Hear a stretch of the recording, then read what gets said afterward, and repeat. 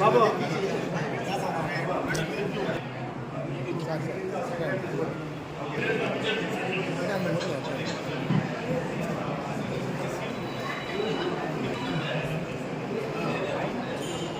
ఎప్పుడు ఇబ్బంది అమ్మేది తీయండి అదే వెనకాల రావాలి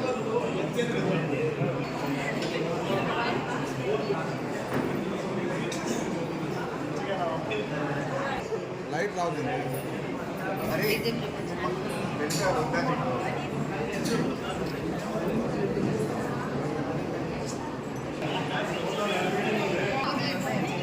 ధర్మానికి రహిత ప్రమోషన్ మీద రోజు చేస్తున్న మీ అందరితో ప్రత్యేకమైన అనుబంధం ఉంది. నేను నా సెక్షన్తో ఒకచోట ఉన్నాను. ఇప్పుడు కూడా మీ ప్రతి సెక్షన్కి వచ్చి అందరితో పరీక్షించుకుని పోకపోతే నా వల్ల కాదు.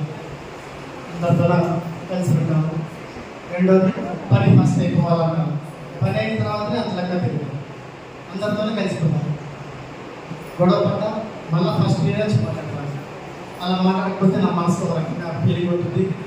అది పోవాలంటే మళ్ళీ మీతో వచ్చి గొడవ తగ్గిపోవాలంటే మాట్లాడేది. సెక్షన్ తెలియాలి, అన్ని పనులు తెలియాలి. తెలిసినప్పుడే మీకంటూ ఒక ప్రత్యేకమైన స్థానం ఉంటుంది, ఒక గుర్తింపు ఉంటుంది, మీకంటూ ఒక పేజ్ అనేది ఉంటుంది. అట్లా లేకపోతే మనము మీరు ఎంత బాగా పనిచేయగలిగితే అంత బాగుంటారు అని నేను ఖచ్చితంగా విశ్వసిస్తున్నాను. Thank you. పదోన్నతిపై నూతి వ్యక్తి మేనేజర్గా పదోన్నతిపై వెళ్తున్నాడు. అందుకు ఈ రోజు మనకి ఇక్కడ పనిచేసేందుకు చిన్న సన్మాన కార్యక్రమం ఏర్పాటు చేసేందుకు సిబ్బంది అందరూ కూడా ధన్యవాదాలు. ఈ కార్యక్రమానికి అందరూ కూడా పాల్గొని విజయవంతం చేసేందుకు మన సంస్థలందరూ కూడా వారికి కూడా నమస్కారం. అలా చేరినప్పుడు దాదాపు 2005లో ఉద్యోగంలో చేరినట్టు చెప్తున్నాడు. తర్వాత మండలంలో వెళ్తాడు.